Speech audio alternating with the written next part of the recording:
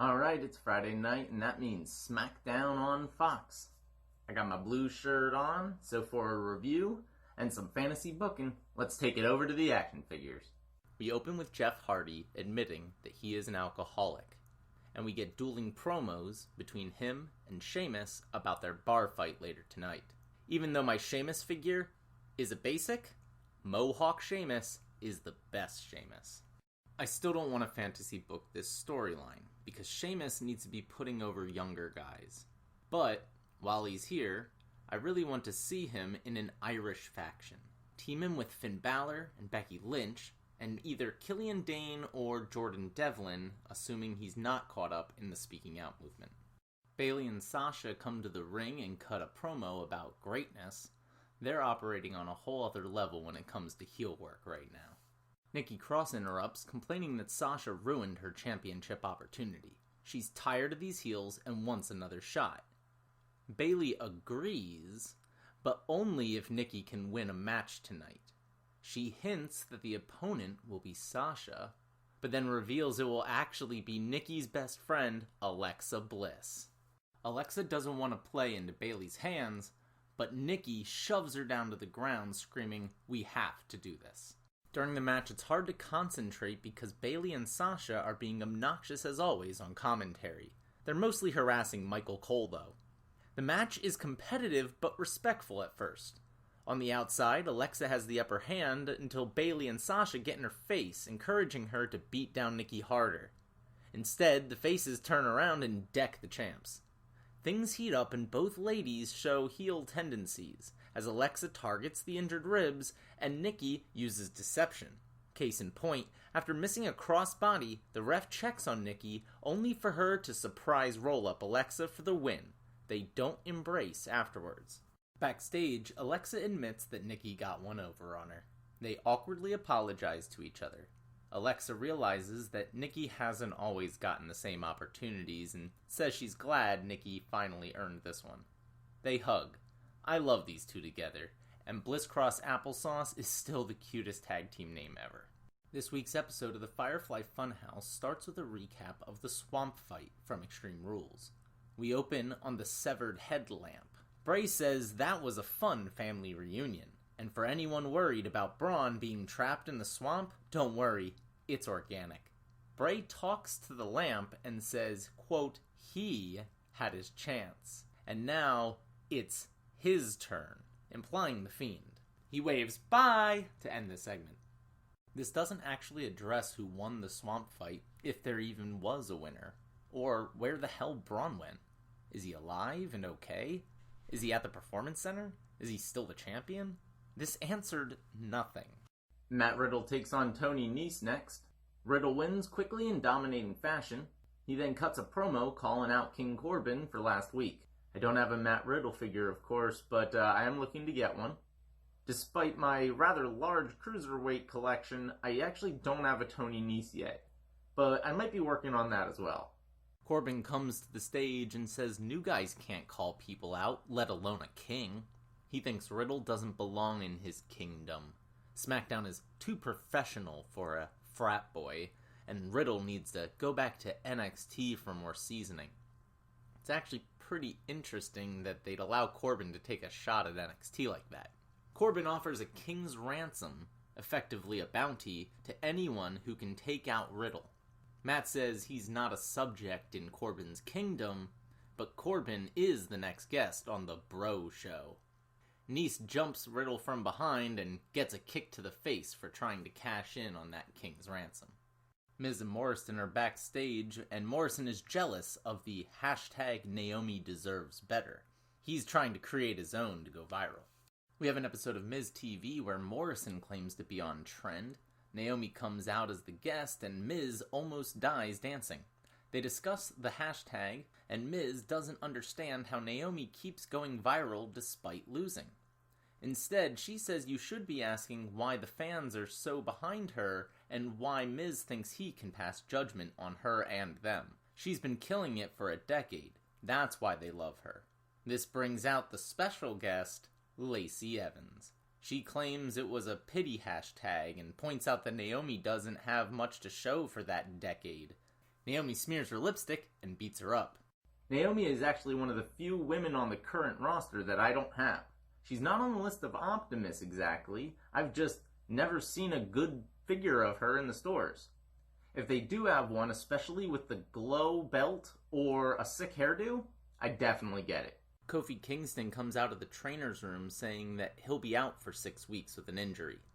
Big E says that when he's better, they're going to go after those tag belts. Kofi agrees, but also points out that Xavier Woods is out, and now so is he. The universe is calling Big E. Kofi says for 6 years, E has been selfless, and now it's his time. Big E's reluctant, but both Kofi and Woods want this for him and give their blessing.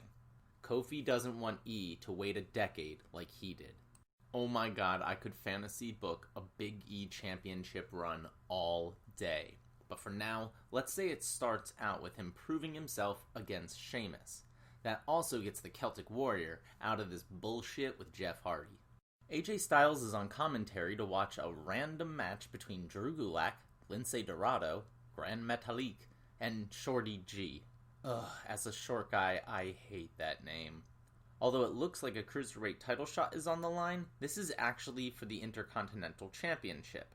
The winner becomes the number 1 contender.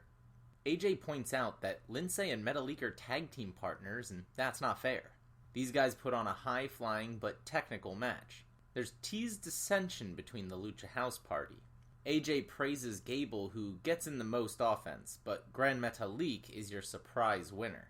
AJ fakes a handshake and slaps Metalik, who returns the favor and gives Styles a DDT. They'll face next week for the title. I do have a pretty cool Kalisto figure, but both Lince and Metalik are too expensive right now. I'd love to have an old school Chad Gable because I refuse to get behind Shorty G, but most of the ones I've found have been old battle packs with Jason Jordan, and I don't want that. I did have to stop watching 205 Live for time reasons, but I had a decent collection going of cruiserweights at one point. Now they just live in the NXT bin with Balor, Gargano, and Velveteen Dream. So let's fantasy book this.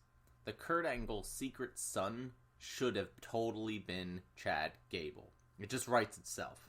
They could have teamed up with Ronda Rousey and even Mark Henry as the Olympians. But instead, we'll fantasy book Chad Gable. If we're going to go with this whole short thing, then let him go through a gauntlet of giants, just like what they put Rey Mysterio through back in WCW. Sheamus, Corbin, even Strowman would probably do the trick. We get a video package recapping the relationship between Otis and Mandy. Their love story continues next week.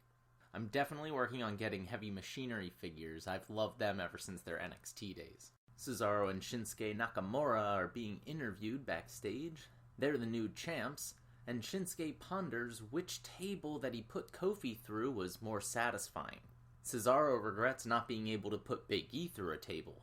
Speaking of which, and in reference to earlier, it's not Big E's time, it's the champion's time. We get loads of commercials before we finally get the main event, a bar fight between Sheamus and Jeff Hardy. This will apparently be taking place at Irish Shannon's Pub, a real bar. The ref is already sitting there with the bartender. Sheamus walks in dressed in old-timey clothes complete with suspenders over a white tank top. He sits down and orders a Jameson, although he's served something else. Jeff arrives and he's offered a drink, Sláinte. He references Matt, which is very surprising, and says he's been doing this since he was 16 and made tons of mistakes, but sobriety has changed him. Sheamus says he's still the bar. Jeff hallucinates and starts claiming to be one with everything. Things kick off with a pint to the face, then they fight around the bar. Sheamus demands a top-shelf shot. They fight down a hallway leading to the bathrooms. It's starting to remind me of the Boiler Room Brawl. It's very cinematic for a TV match, including background music. Jeff gets shoved into a urinal, then Sheamus eats toilet too. Jeff has a ladder for reasons? Yet he still winds up going through a drum set. Sheamus is talking trash the entire time. As Jeff goes to climb the ladder, he's suddenly attacked by the bartender, possibly because Jeff dumped a beer on him a few weeks ago. Jeeves is powerbombed through a table though for his troubles. Jeff is taken out with a chair as Sheamus drinks a beer. He goes for the pin, but Jeff's makeup suddenly changes. Is this supposed to be Brother Nero? Jeff gets a boost of energy and wins with a swanton off the ladder. Hopefully this feud is finally over and done with. Afterwards, Jeff goes back to normal with some robot noises for some reason, and that's where it ends. Overall, I think this is a pretty good episode. Just like with AEW Dynamite this week, there weren't any bad segments that I can think of. The in-ring action was good to great, and all the promos furthered storylines that I'm genuinely interested in. Other than my ethical issues with the bar fight, especially as a non-drinker, I'd have to say this was one of the better showings in a while for the Blue brand. Okay, that'll do it for today. I'm still trying to get this channel up and running, so like, share, and subscribe. You can also talk to me over on Twitter, @PSUOptimus. I'll be back for an action figure review of Raw, so I'll catch you next time.